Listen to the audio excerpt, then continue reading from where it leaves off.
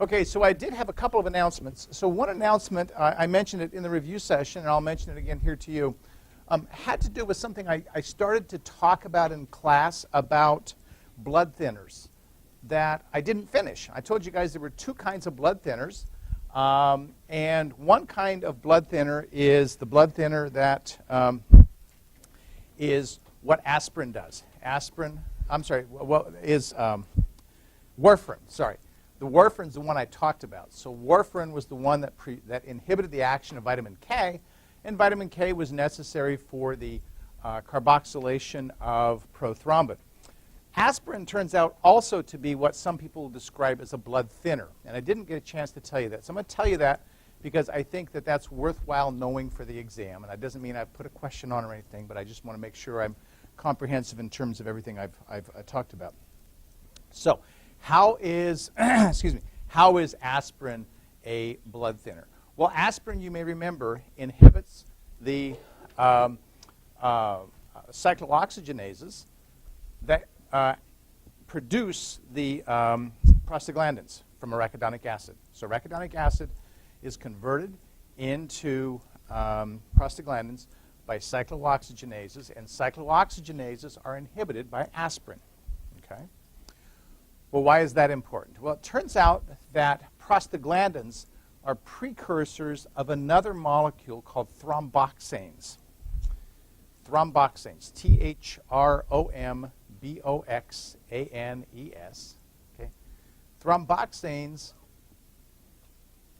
are molecules that make your blood platelets sticky. Sticky meaning that that's essential for clotting. Okay. And if you prevent the formation of prostaglandins, you therefore automatically prevent the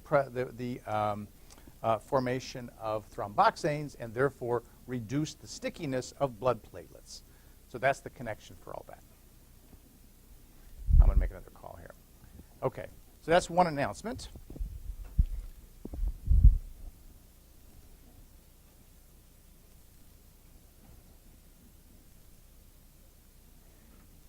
Yeah, Carl, Kevin Ahern here, just checking to make sure that the person's on the way to Wilkinson 108. Okay, I need to have him here. Thanks.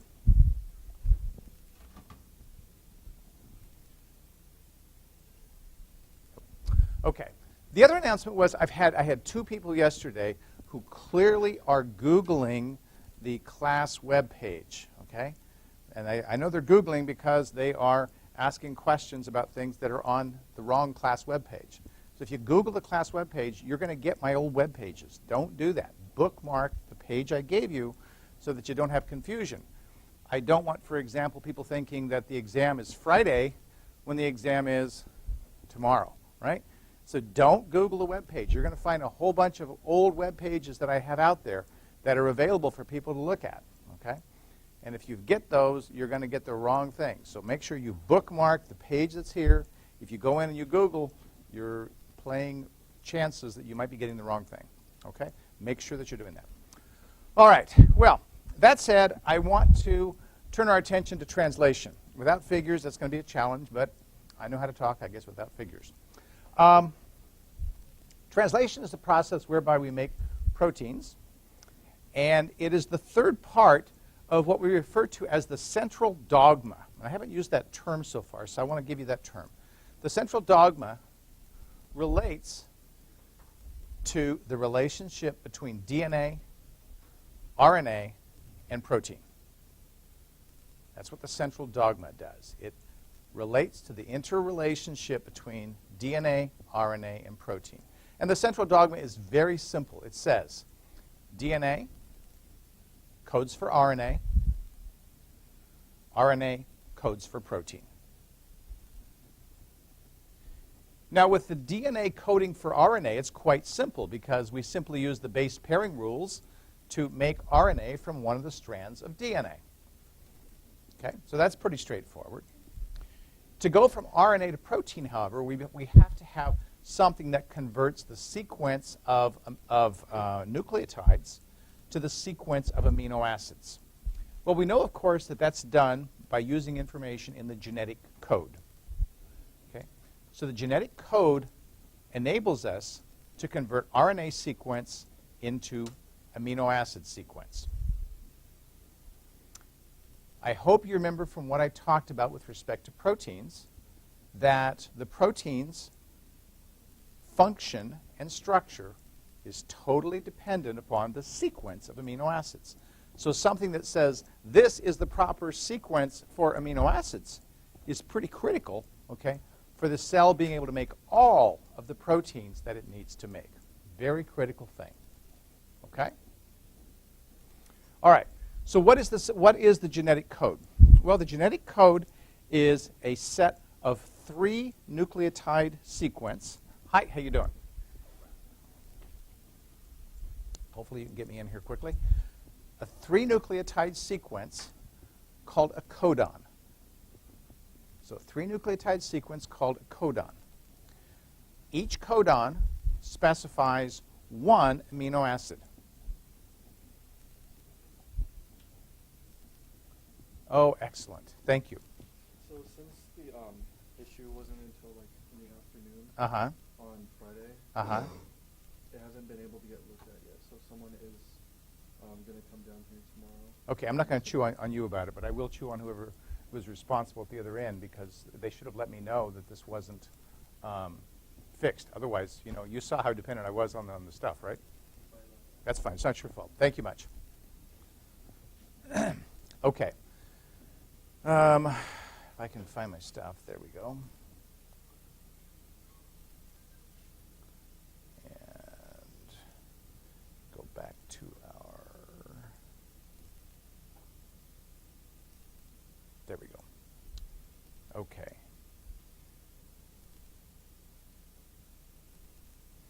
And where are we at? There we go. That's what I'm after. Okay. So here's the genetic code. The genetic code is a 3-base sequence. You can see all the different 3-base sequences there.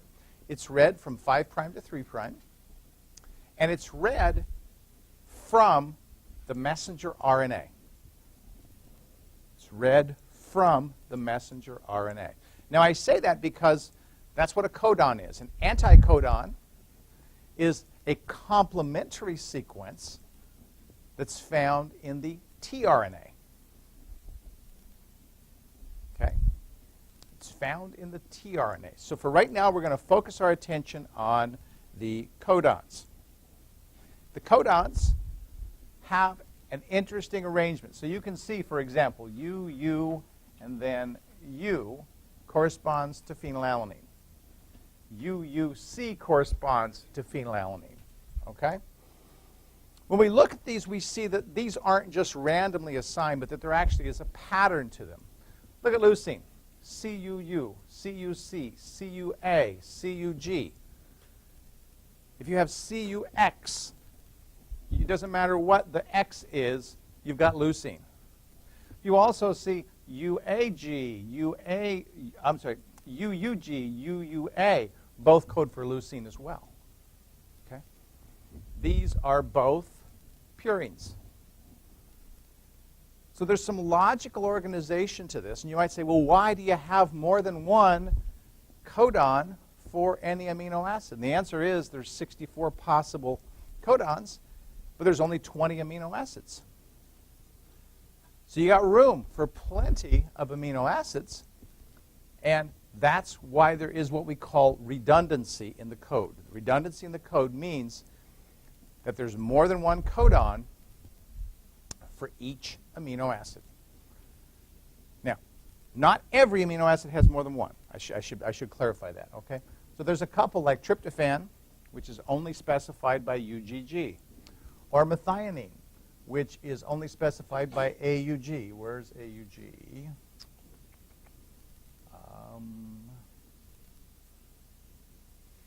Why don't I see it? A-U. Oh, there we go. Okay, methionine. All right. So a couple of them only have one codon. All right. Now, the code also has other information in it besides the amino acid. You'll see, for example, that UAA says stop. UAG says stop, and UGA says stop. Okay?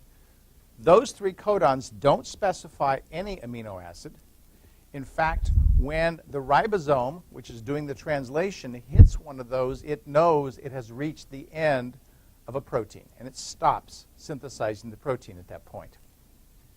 Okay? So 3 stop codons. There's also a start codon, and the start codon turns out to be methionine, AUG. Okay? AUG. So essentially, all proteins on the face of the Earth start with AUG, at least originally. Okay? They may get modified, but they start with AUG. Another thing about the code that is really interesting and important is the fact that code is what we call universal. The code that your cells use to make proteins is exactly the same as the code that the bacteria floating on your skin use as well. Okay?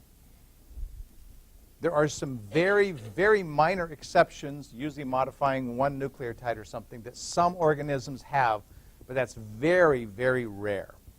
So we talk about the code as being essentially universal. And it's because of this that I can take the code for the gene for a human protein and put it into a bacterium.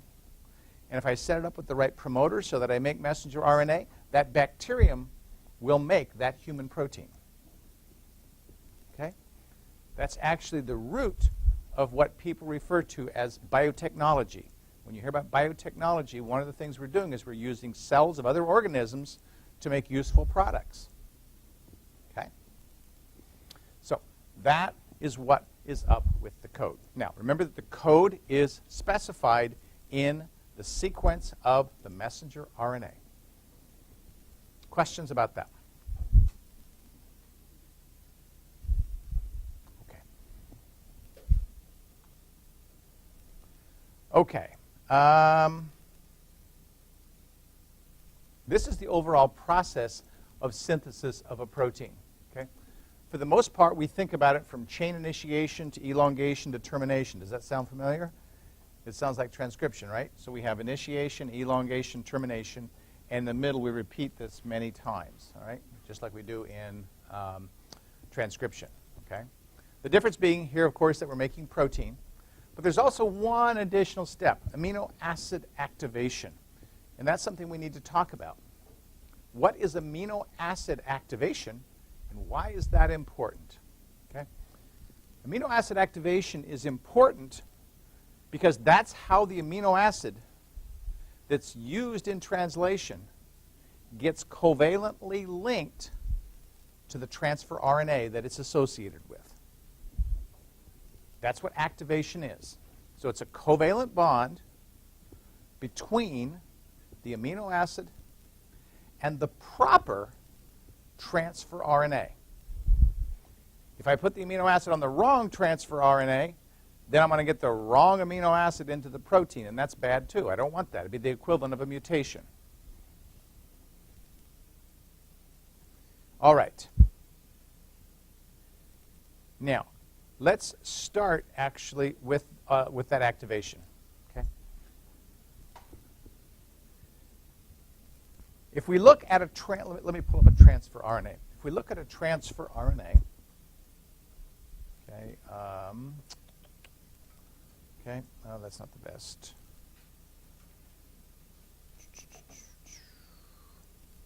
Oh, that'll do. Okay. Here's a transfer RNA. Here is the end of a transfer RNA, that little purple thing. Don't worry about all the letters and stuff on there. That's just gobbledygook. Transfer RNA has two important features for our purpose. It has the end that carries the amino acid, shown in purple, and it has the anti-codon loop, which I'll talk about in just a minute. For the moment, I want to talk about the place where the amino acid is attached. The place where the amino acid is attached by an enzyme that has a long name, amino acyl tRNA synthetase. I usually allow the class to give it its own name.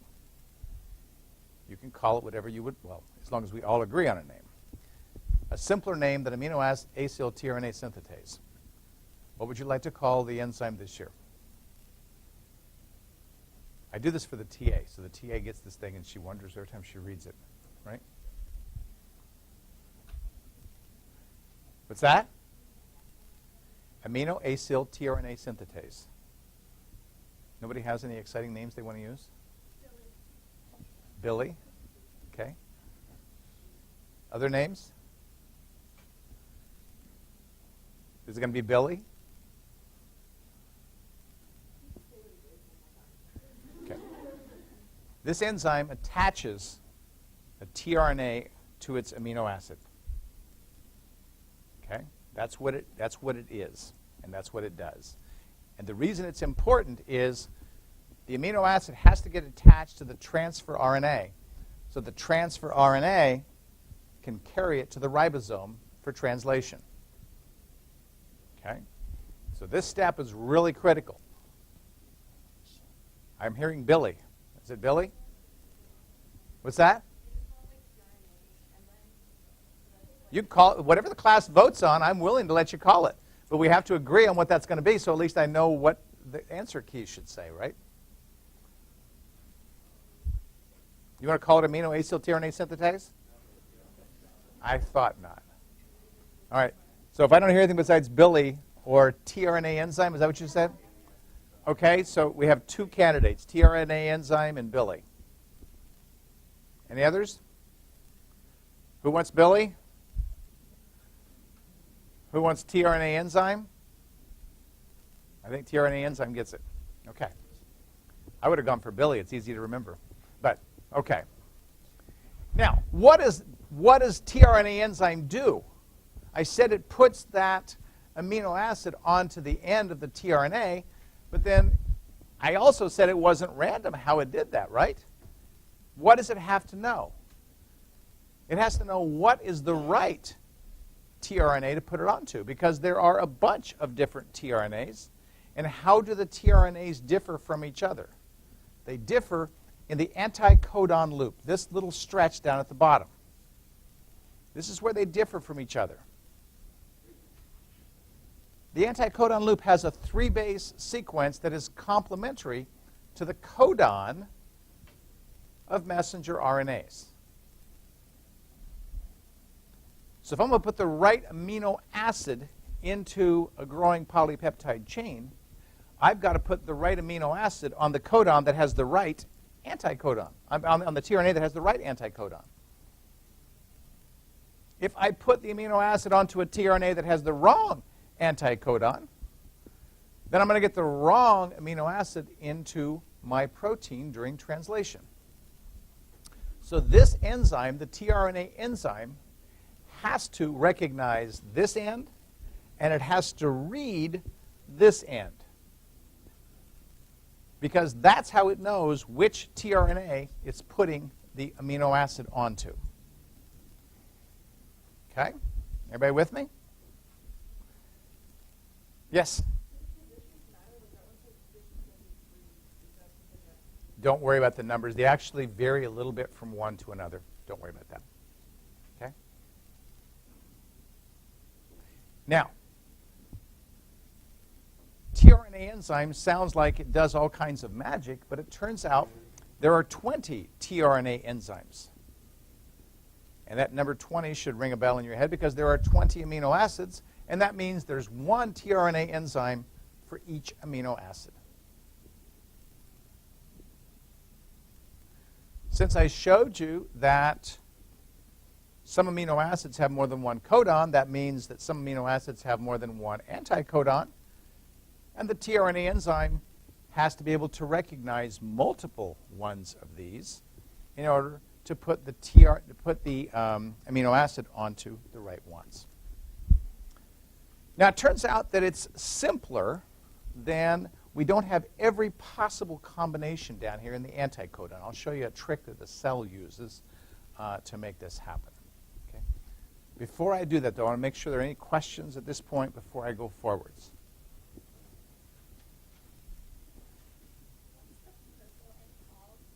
So this is just the place where the amino acid is attached. It doesn't have otherwise a name. It's actually, what it is the 3' end of the tRNA. Yes? How many different kinds of tRNA theoretically, there are 64 different tRNAs because one for each anticodon. Right? So since there's 64 possible codons, there's in theory 64 possible anticodons. It turns out the cell doesn't have quite that many, and I'll show you why in a second. But in theory, that's what there is. Yes, sir? Yes?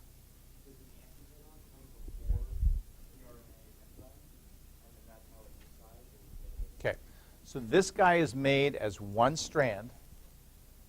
It's all one strand. That's the 5' end there. That's the 3' end right there. Okay. So the whole thing has to be made before the amino acid can be put onto it, right? Because it's put onto the 3' end. Okay. Other questions? Yes.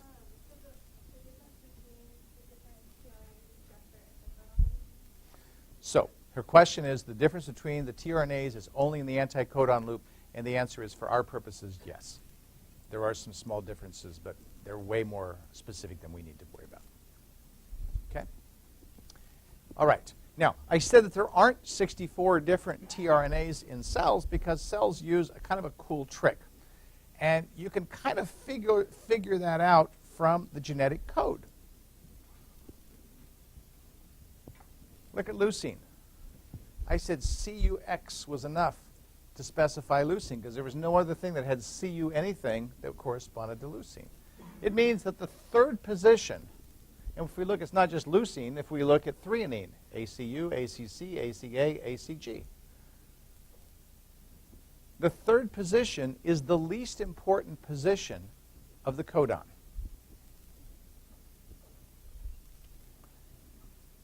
Now I want you to remember something. Nucleic acids form base pairs anti-parallel, right? So the third base of the codon is the first base of the anticodon. Right? Because we orient them like that. We don't orient them like this. We orient them like that, anti-parallel. Third base of the codon is the first base of the anticodon. Let's take a look at this base. This base is called the Wobble Bass. Okay? So there's the codon, one codon, GCC, going from 5' to 3' in a messenger RNA. Here's the anticodon. It's the first base, and oh, what in the hell is that? Okay? What is an I? Okay? I stands for inosine. Haven't seen that before, right? Inosine is a base. It's a base that appears only in transfer RNAs. Transfer RNAs, by the way, get quite modified. Okay? It's a base that appears only in transfer RNAs. And why does it appear? Because it can form base pairs with several things. Yes, ma'am. Inosine. I-N-O-S-I-N-E. Inosine. Okay? The other two pair just fine. G pairs with C, C pairs with G. But the Wobble Bass, okay, has, in many cases, an I. Well, what does I do? Well, what I does is this. I can pair with, and by the way, you don't need to memorize this table, okay? But I can pair with multiple things. So if the Wobble Bass is an A, C, or a U, then this I will suffice for it. That's why the cell doesn't need to make 64 different tRNAs, because it can group them like this. What about this? This is something else that's kind of interesting. Okay? It turns out that when we look at ribonucleotides, GU base pairs are actually stable. GT base pairs are not stable in DNA. But in RNA, GU base pairs are stable. So G can pair with either C or U. Okay? U can pair with either A or with G. Now again, I'm not asking you to memorize this table, but my point is that if we have that anticodon, okay, the 5' end of the anticodon, right? We can have any of these and get multiple things that they're paired with. So therefore, the cell doesn't need every single theoretical tRNA. Okay. And by the way, when it says I equals hypoxanthine, it's a little confusing. Hypoxanthine is the name of the nucleotide, and the hypoxanthine nucleotide contains inosine. So I don't even call it hypoxanthine. It's just confusing. So I just call I inosine. That's why it says that right there.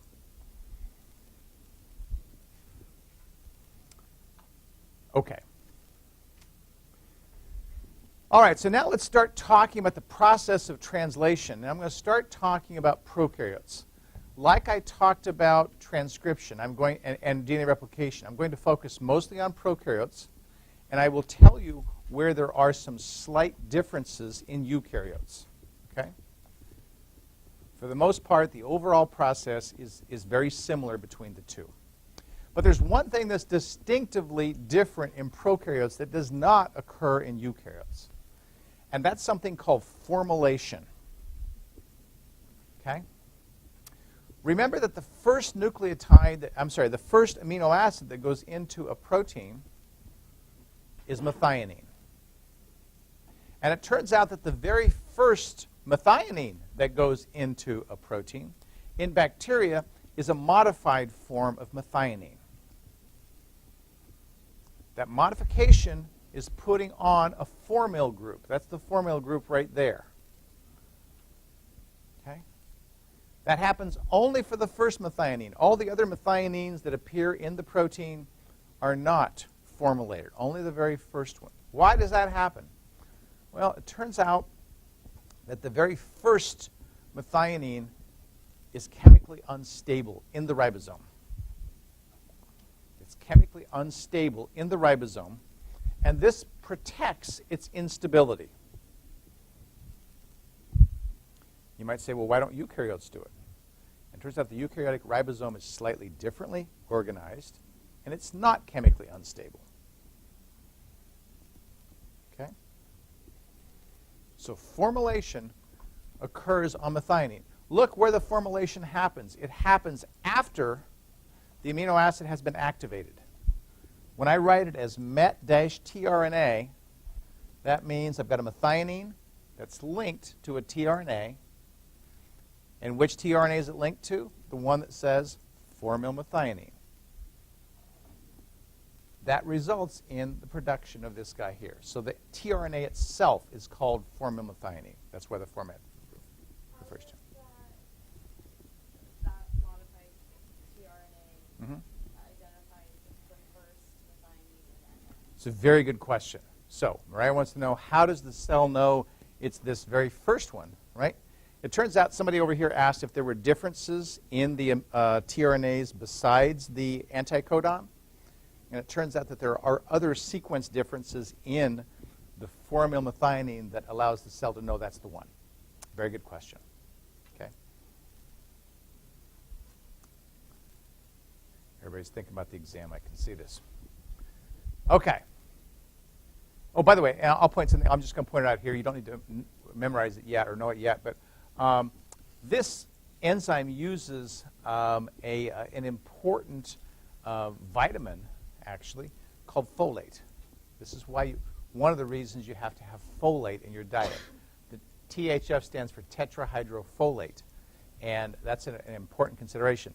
We will see folates are important not only for this process right here, but they're also important for the synthesis of nucleotides.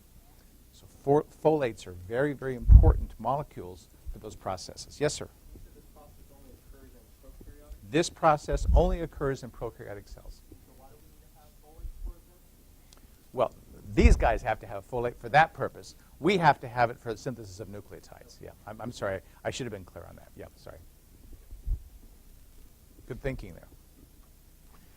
Okay. And, oh, well, actually, now that you've asked that question, it reminds me of something else I'll tell you. Again, I'll just tell you this so you don't have to. Where did I do it? Here. Yeah. Bacteria make their own folates. They don't have to have it in their diet. And some antibiotics interfere with the synthesis of folates. And so that's a way of killing bacteria. Because we get folates in our diet, we don't synthesize them. Okay? So you can selectively kill bacteria by inhibiting their ability to make folate. So that's a very relevant use of that. Okay. We're going to make a protein. You guys may think that, you didn't accomplish anything today, but we're going to make a protein. And you can go home and you can tell your significant others that today I made a protein. Or Kevin helped me to make a protein, right? All right. Nobody's in a very laughing mood today. I don't know if everybody's just tired or spring fever or what this is, right? Let's make a protein. To make a protein, we have to have several things. We have to have a messenger RNA. Messenger RNA, of course, is produced by transcription. We have to have a ribosome, because a ribosome is the thing that is responsible for synthesizing the protein using the information from the messenger RNA. That means I need to spend a little time talking about what is a ribosome. So a ribosome is a very complicated structure. Okay? It's a very complicated structure. It contains about 50 proteins, at least in prokaryotic cells. And it contains 4 different ribosomal RNAs. 4 different ribosomal RNAs. So it's a complex of protein and RNAs.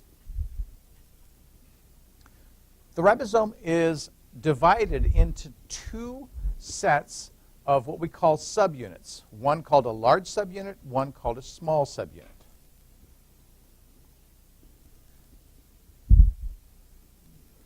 Okay? The large subunit, and by the way, I said 4 ribosomal RNAs. It's 4 in the case of eukaryotes. It's actually 3 in the case of prokaryotes, but don't worry about that at the moment. Okay. The small subunit is where all the action starts. Okay. So I need to tell you a little bit about what's happening with that. Okay. The small subunit is a complex of proteins, and in bacteria, something called a 16S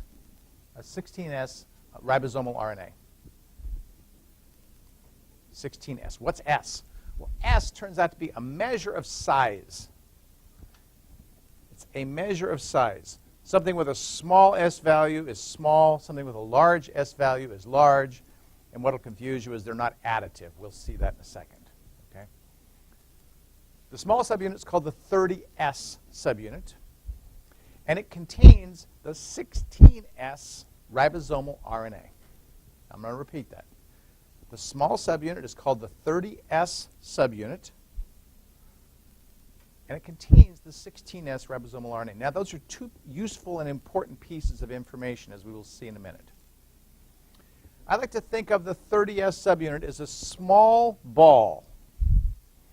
If you think of it as a small ball, you'll be in good shape. The large subunit is called the 50S subunit. Okay? And I like to think of it as the large ball. The 2 come together to make what I like to think of as a snowman. Small ball and a large ball that you put together. Okay? So when we have the 50S and the 30S together, we have the complete ribosome. And those 2 add up to make a 70S ribosome. That's why I say they're not additive. 50S plus 30S equals 70S. God dang, Ahern. Too many things here, right? All right. If you notice large subunit and small subunit, I will be a happy guy.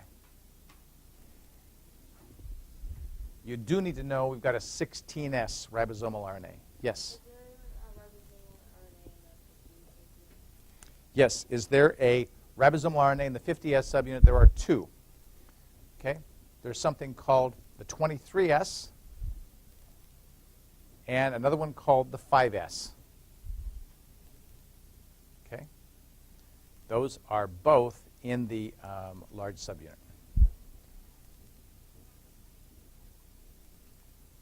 Now, the ribosomal RNAs turn out to be the most important things in these ribosomal subunits, which is why I want you to know what a 16S is.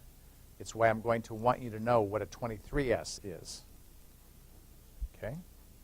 But we'll talk about that in a second. All right. So here is a messenger RNA. And one of the things that may surprise you is that a messenger RNA does not have a start codon as its very first set of nucleotides. That is, the 5' end does not have an AUG on it. Well, you might think, well, all a ribosome has to do then is just go find the first AUG, and it's all set. And it turns out that the first AUG isn't always the right one. How could they make this any more complicated, right? Well, the problem then is that the ribosome has to know which one is the right AUG. Which one do I start at? Because if I start at the wrong one, I'm going to make the wrong protein. I'm going to get the sequence all screwed up. I need to start at the right one. Well, bacteria have a very cool trick that they use. Do you have a question, or are you scratching your head?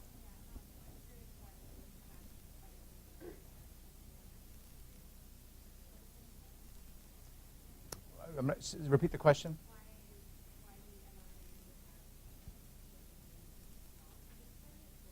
Okay, so her question is, why would a messenger RNA in prokaryotes have an AUG that's not the start?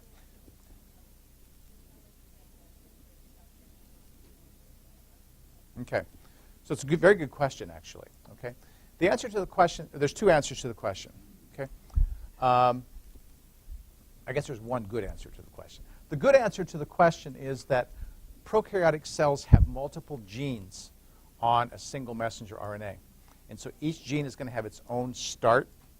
And so it has to know, is this AUG a start or not a start? That's really the best answer I can give you for that. Okay? Okay. So how does it know that? Well, if we looked, remember how we looked at the promoters and we had all those promoters lined up and we saw the -10s kind of lined up over here and the -35s lined up over here? Remember that? People did the same thing when they examined messenger RNAs from bacteria, and they found that there was a common sequence that was about 10 codons away from the start codon. Okay? So I said that wrong. 10 bases away from the start codon, not 10 codons. I'm sorry, 10 bases away from the start codon. That sequence appeared in bacterial sequences all over. It was discovered by two people named Shine and Delgarno. S-H-I-N-E was one, and the other was Delgarno, D-A-L-G-A-R-N-O. Shine and Delgarno found this sequence. The consensus for that sequence, I'm going to tell you, you don't need to know what it is, but the consensus is GGAGG. So the ribosome goes looking for that GGAGG sequence, and when it finds it, it knows that about 10 bases away, that AUG you see is the start codon. Everybody with me there? How does it know? Well, it uses a really cool trick with the 16S ribosomal RNA. Remember that the 30S subunit carries the 16S ribosomal RNA. And the 16S ribosomal RNA has a 5-base sequence that's complementary to the GGAGG. So in essence, what happens is the 30S subunit binds to the messenger RNA first, and it goes sliding down it until its 16S ribosomal RNA forms base pairs with the Shine-Delgarno sequence.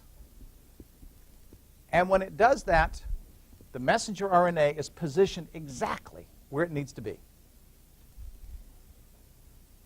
Very cool trick. We haven't made a protein yet, but we're starting.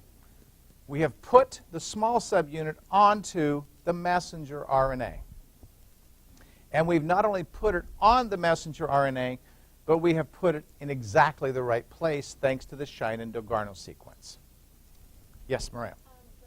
So the 60S subunit recognizes the Shine-Dogarno sequence.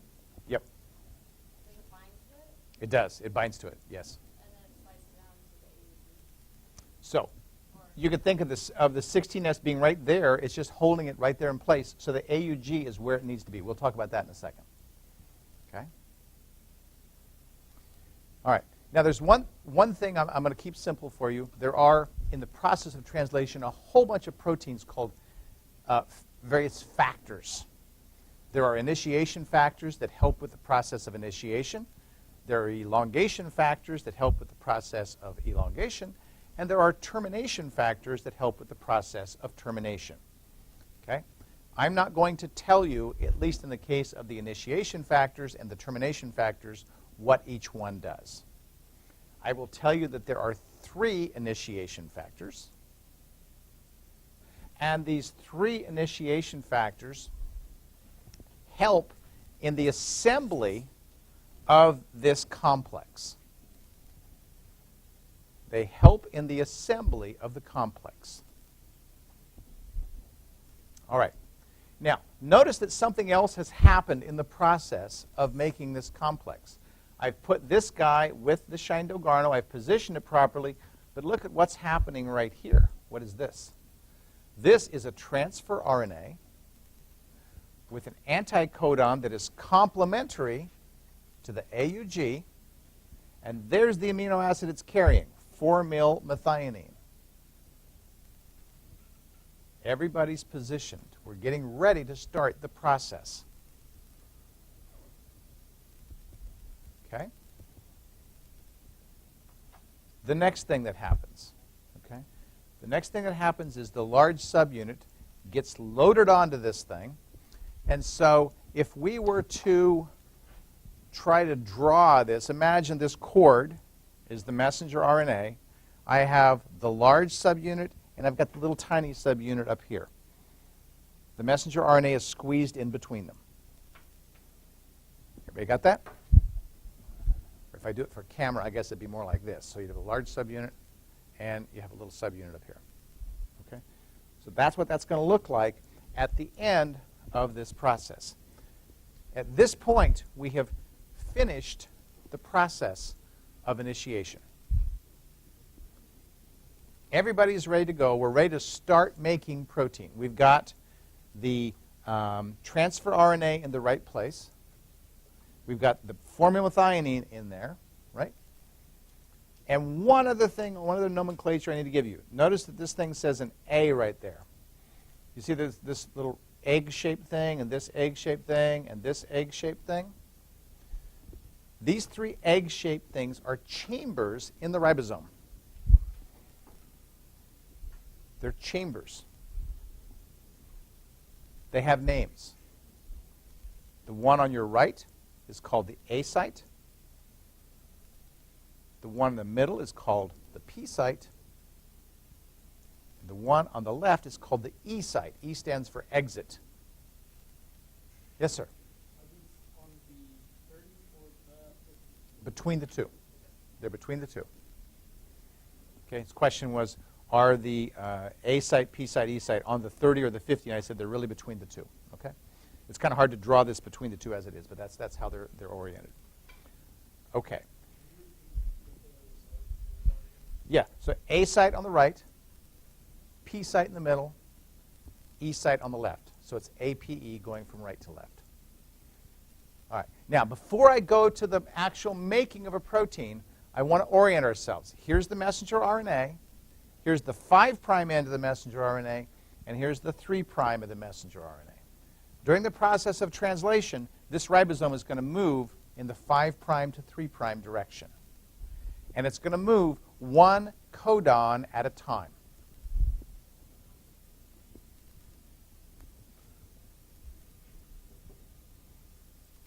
All right, we're almost there. For those, actually, I'll come back to that. I'll show you the Shindle garnet later. All right. Reviewing, here we are. It's a little upside down from what you saw before, but here's the large subunit on top, small subunit on the bottom. There is that F-met tRNA. There's the A site, the P site, and the E site. Now the action starts. We have left behind now the phase of initiation. The phase of initiation is only to assemble that entire complex. In the process of elongation, we're going to make peptide bonds. Going to make peptide bonds. And that's going to require something. It's going to require some tRNAs coming into the A site. Now, let's look at this. There is the P site, AUG. Here's the second codon. In this case, I think it's a CCC, or a GCC. I can't read it very well. But in order for translation to proceed properly, the right tRNA that it forms the right base pair has got to come into the A site. Okay? If the wrong one comes in, it won't form the right base pair. And if it doesn't form the right base pair, it actually gets removed. So only those that come in and form the right base pair will continue to this forming of the peptide bond. So we see entry of the tRNA, making sure we have the right tRNA, and when that happens, a peptide bond is formed. Okay? I'll tell you more about that in a second also. After the peptide bond has formed, the ribosome says, okay, I've got what I need here, and it slides down one codon to the right. Now look what happens. The tRNA that had the methionine is no longer attached to anything. It's empty. It's in the E site. It's going to exit. Can you see Remy here? I don't want to block this. It's going to exit. Okay? This guy that was in the A site but now is in the P site, because it slid down one, has 2 amino acids attached to it. The A site is now empty, and guess what's going to happen there? Same thing. Going to repeat this process over and over. Okay? Now, before I finish, I want to point out a couple of things, and then I'll reiterate this on Wednesday. One, how is it that the proper tRNA gets in there? There's a very, very, very important protein in E. coli called EF-TU. You can call it EF2, but don't spell it TWO. It's TU. Okay? EF-TU plays 2 really, really critical roles in bacteria. And I'm going to run over just a couple of minutes, and I apologize for that. One, it protects the bond between the amino acid and the tRNA. I didn't tell you that bond was unstable, but I'm telling you here, it's very unstable. So when the tRNA enzyme puts the amino acid onto that bond has got to be protected, because if it's not protected, in half a second it's gone. Yes? The tRNA and the amino acid. Did I say something? Yeah. Okay. So the bond between the tRNA and the amino acid is unstable. It has to be protected from water, because water will break that bond. And guess what the cell is full of? Water. So EF-TU covers that. It completely covers that bond and prevents water from getting access to it. That happens very quickly when that bond is made. EF-TU turns out to be the most abundant protein in E. coli. That says how important that is. It's the most abundant protein in E. coli. The second thing that EF-TU does is it makes sure that when the tRNA, because remember that it's covered here by EF-TU. It's not shown, but it's being covered by EF-TU. When the tRNA comes into here, EF-TU is actually the thing that checks to see if the base pairing is proper. If it sees that the base pairing is proper, EF-TU leaves. It leaves. Because it knows it's got the right thing here, And this is happening inside the ribosome, so there's no water in the ribosome. Therefore, the bond is stable. Okay, that's a lot today. That's enough for today. I will see you guys tomorrow. I will be in my office most of the day tomorrow. I've got, I think, an appointment at 1 o'clock elsewhere, but I should be in my office most of the day.